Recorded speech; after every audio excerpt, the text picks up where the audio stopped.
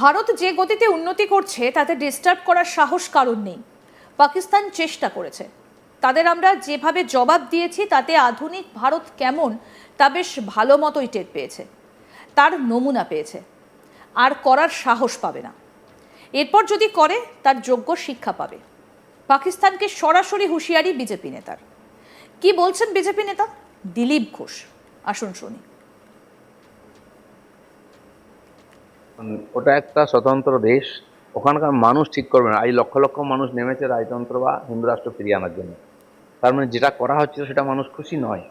আর নেপালের মতো গরিব দেশ, যাদের সম্পদ নাই, যাদের কাছে অনেক সমস্যা, সেই দেশে এরকমের আনরেস্ট তৈরি করাটা খুব সহজ। বিশ্বের অনেক দেশে হয়েছে এবং দেশগুলো টুকরো হয়ে গেছে, আমরা জানি। আর বিশ্ব রাজনীতি এরকম চলতেই থাকে। আর ভারত যে গতিতে উন্নতি করছে তাকে ডিস্টার্ব করার সোজাসুজি কারো সাহস নাই। চেষ্টা করেছে পাকিস্তান, তাকে যেভাবে জবাব দিয়েছি আমরা, আধুনিক ভারত কি আছে তার টের পেয়েছে, নমুনা দেখেছে, আর করার হয়তো সাহস পাবে না। যদি করে তার যোগ্য শিক্ষা পাবে। তো সেই জন্য ঝিকে মেরে বউকে শেখানোর মতো আমাদের আশেপাশের যে দেশগুলো আছে সেখানে অশান্তি তৈরি করে ভারতকে অশান্ত করার একটা চক্রান্ত চলছে। তো আমার মনে হয় আমাদের দেশের যে বর্তমান বিদেশ নীতি বা মোদীজির নেতৃত্ব সফলভাবে আমরা সারা দুনিয়াতে এটাকে প্রয়োগ করেছি। তো সাময়িক এই ধরনের সমস্যা হলেও একসময় বাংলাদেশে হয়েছিল, পাকিস্তানে। তো ভারত তখন হস্তক্ষেপ করেছিল, ইন্দিরা গান্ধী করেছে না? কারণ আমাদের ঘাড়ে চলে এসেছিল ব্যাপারটা, লক্ষ লক্ষ লোক এখানে চলে আসছে। তো ভারতের শক্তি আছে, যদি আমরা প্রভাবিত হই তাকে সমাধান করার শক্তি আমাদের আছে। প্রত্যেক দিনের মতো বৃহস্পতিবারও প্রাতঃভ্রমণ করতে ইকো পার্কে গিয়েছিলেন বিজেপি নেতা দিলীপ ঘোষ। আর সেখানে সাংবাদিকদের মুখোমুখি হয়ে তিনি পাকিস্তানকে হুঁশিয়ারি দিয়ে বলেন, ভারত যে গতিতে উন্নতি করছে তাতে ডিস্টার্ব করার সাহস কারণ নেই। পাকিস্তান চেষ্টা করেছে, তাদের আমরা যেভাবে জবাব দিয়েছি তাতে আধুনিক ভারত কেমন তা বেশ ভালো মতোই টের পেয়েছে, তার নমুনা পেয়েছে, আর করার সাহস পাবে না। এরপর যদি করে তার যোগ্য শিক্ষা পাবে। তাই ঝিকে মেরে বউকে শেখানোর মতো আমাদের আশেপাশের যে দেশগুলো আছে সেখানে অশান্তি তৈরি করে ভারতকে অশান্ত করার একটা চক্রান্ত চলছে। আমার মনে হয় আমাদের দেশের বর্তমান যে বিদেশ নীতি তা গোটা দুনিয়ায় প্রয়োগ করেছি। কি বললেন দিলীপ ঘোষ, আসুন শোনে। ওটা একটা স্বতন্ত্র দেশ, ওখানকার মানুষ ঠিক করবে না। এই লক্ষ লক্ষ মানুষ নেমেছে রাজতন্ত্র বা হিন্দু রাষ্ট্র ফিরিয়ে আনার জন্য।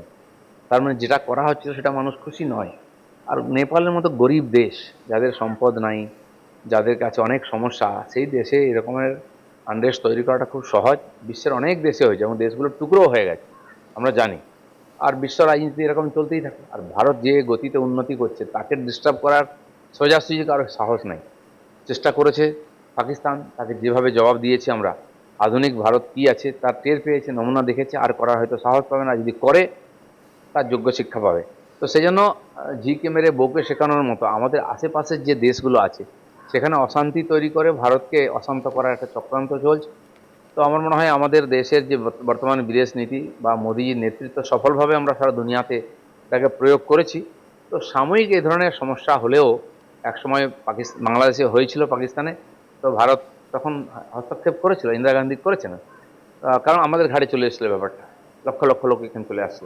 তো ভারতের শক্তি আছে, যদি আমরা প্রভাবিত হই তাকে সমাধান করার শক্তি আমাদের আছে। বাংলাদেশের পরিস্থিতি প্রসঙ্গে দিলীপ ঘোষ বলেন, বাংলাদেশের গতি প্রকৃতি যেদিকে গড়াচ্ছে তাতে করে বোঝা যাচ্ছে যে জামাতের লোকেরাই বাংলাদেশের সরকার গঠন করবে।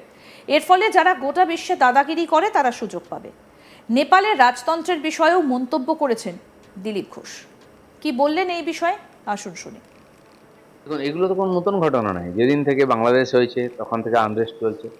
বাংলাদেশে তো আগের যে সেনাপ্রধান, এদেরকে হত্যা করা হয়েছে, খুব হয়েছে। মুজিবুর রহমানকে হত্যা করা হয়েছে। যখন দেখুন ক্রিয়া হবে তার প্রতিক্রিয়া, যদি হিংসাত্মক ঘটনা হয় তার প্রতিক্রিয়া একদিন হবে। পাকিস্তানের ঠিক তাই হয়েছে। আর এটা পাকিস্তান বাংলাদেশ নয়, এটা ইসলামিক কান্ট্রি বলে এটা হচ্ছে। মূলত দুটোই মৌলবাদী দেশ। আর তার জন্য যেখানে আমরা ইতিহাস থেকে দেখে আসছি, মুঘল আমল থেকে, পাঠান আমল থেকে মুসলিমদের যে ইতিহাস, সেটাই দৌড়াচ্ছে। আজ গণতন্ত্রের নামে হচ্ছে, গণতন্ত্র আছে কোথায়? প্রধানমন্ত্রী হওয়ার কথা ইমরানের, হয়ে গেল অন্য কেউ, তো তার প্রতিক্রিয়া হবে না? এখানেও তাই হয়েছে, নির্বাচিত সরকারকে উল্টে ফেলে দেওয়া হয়েছে। আর তারপরে কোথায় চলছে? এটা অনেকেই বলছিলেন যে যে গতি প্রকৃতি এগোচ্ছে বাংলাদেশের যে রাজনীতির, তাতে এই ইসলামিক কি বলে আওয়ামী লীগকে ধ্বংস করা হবে, ব্যান করা হবে, দিয়ে একটা ফ্রন্ট তৈরি করে এই যারা উৎপাত করেছে তারা এবং জামাতের লোকেরা মিলে ওখানে সরকার গঠন করলো। মনে হচ্ছে গতি প্রকৃতি ওদিকেই যাচ্ছে। এখন এর সুযোগে যারা বিশ্বে দাদাগিরি করে তারা হাত লাগাবার সুযোগ পাবে। নেপালেরও ঠিক তাই হয়েছে। ওখানকার যে রাজতন্ত্র ছিল, হিন্দু রাষ্ট্র ছিল, চীনের মদতে কমিউনিস্টরা ওখানে মারকাট করে পুরো রাজ পরিবারকে শেষ করে জোর করে একটা শাসন চাপিয়ে দিয়েছে। আর সেটাও স্থায়ী হয়নি। প্রতি 2-3 বছরে 1 বছরে ওখানে প্রধানমন্ত্রী পরিবর্তন হচ্ছে। নেপালের মতো গরিব দেশ, যেখানে উন্নতির জন্য লড়াই করা উচিত, সেখানে নিজের রাজনীতির জন্য লড়াই করতে করতে আরও ক্ষতিগ্রস্ত হয়ে যাচ্ছে, অন্যের উপর ডিপেন্ডেবল। ফলে এই গরিব দেশগুলো এবং তাদের দেশের মধ্যে যারা রাজতন্ত্র মানে ক্ষমতাসীন আছেন বা যারা নেতা, তাদের দূরদর্শিতার অভাবের জন্য এই দেশগুলো আনরেস্ট হচ্ছে। নিঃসন্দেহে পড়োশিতে সমস্যা হলে আমাদের তো আঁচ লাগে, চিন্তার বিষয় আছে আমাদের জন্য। ভারত যে গতিতে উন্নতি করছে তাতে ডিস্টার্ব করার সাহস কারণ নেই। পাকিস্তান চেষ্টা করেছে, তাদের আমরা যেভাবে জবাব দিয়েছি তাতে আধুনিক ভারত কেমন তা বেশ ভালো মতন টের পেয়েছে, তার নমুনা পেয়েছে। আর করার সাহস পাবে না। এরপর যদি করে তার যোগ্য শিক্ষা পাবে। পাকিস্তানকে সরাসরি হুঁশিয়ারি বিজেপি নেতার। কি বললেন হুঁশিয়ারি দিয়ে দিলীপ ঘোষ, শুনবো। ওটা একটা স্বতন্ত্র দেশ, ওখানকার মানুষ ঠিক করবে না। এই লক্ষ লক্ষ মানুষ নেমেছে রাজতন্ত্র বা হিন্দু রাষ্ট্র ফিরিয়ে আনার জন্য। তার মানে যেটা করা হচ্ছে সেটা মানুষ খুশি নয়। আর নেপালের মতো গরিব দেশ, যাদের সম্পদ নাই, যাদের কাছে অনেক সমস্যা, সেই দেশে এরকমের আনরেস্ট তৈরি করাটা খুব সহজ। বিশ্বের অনেক দেশে হয়েছে এবং দেশগুলো টুকরো হয়ে গেছে, আমরা জানি। আর বিশ্ব রাজনীতি এরকম চলতেই থাকে। আর ভারত যে গতিতে উন্নতি করছে তাকে ডিস্টার্ব করার সোজাসুজি কারো সাহস নাই। চেষ্টা করেছে পাকিস্তান, তাকে যেভাবে জবাব দিয়েছি আমরা, আধুনিক ভারত কি আছে তার টের পেয়েছে, নমুনা দেখেছে। আর করার হয়তো সাহস পাবে না, যদি করে তার যোগ্য শিক্ষা পাবে। তো সেই জন্য ঝিকে মেরে বউকে শেখানোর মতো আমাদের আশেপাশের যে দেশগুলো আছে সেখানে অশান্তি তৈরি করে ভারতকে অশান্ত করার একটা চক্রান্ত চলছে। তো আমার মনে হয় আমাদের দেশের যে বর্তমান বিদেশ নীতি বা মোদীজির নেতৃত্ব সফলভাবে আমরা সারা দুনিয়াতে এটাকে প্রয়োগ করেছি। তো সাময়িক এই ধরনের সমস্যা হলেও একসময় বাংলাদেশে হয়েছিল, পাকিস্তানে। তো ভারত তখন হস্তক্ষেপ করেছিল, ইন্দিরা গান্ধী করেছে না, কারণ আমাদের ঘাড়ে চলে এসেছিল ব্যাপারটা, লক্ষ লক্ষ লোক এখানে চলে আসছে। তো ভারতের শক্তি আছে, যদি আমরা প্রভাবিত হই তাকে সমাধান করার শক্তি আমাদের আছে। প্রত্যেক দিনের মতো বৃহস্পতিবারও প্রাতঃভ্রমণ করতে ইকো পার্কে গিয়েছিলেন বিজেপি নেতা দিলীপ ঘোষ। আর সেখানে সাংবাদিকদের মুখোমুখি হয়ে তিনি পাকিস্তানকে হুঁশিয়ারি দিয়ে বলেন, ভারত যে গতিতে উন্নতি করছে তাতে তাকে ডিস্টার্ব করার সাহস কারণ নেই। পাকিস্তান চেষ্টা করেছে, তাদের আমরা যেভাবে জবাব দিয়েছি তাতে আধুনিক ভারত কেমন তা বেশ ভালো মতোই টের পেয়েছে। তিনি বাংলাদেশ প্রসঙ্গে কি বলেছেন আসুন সেটাও একবার শোনাই। দেখুন, এগুলো তো কোনো নতুন ঘটনা নয়। যেদিন থেকে বাংলাদেশ হয়েছে তখন থেকে আনরেস্ট চলছে।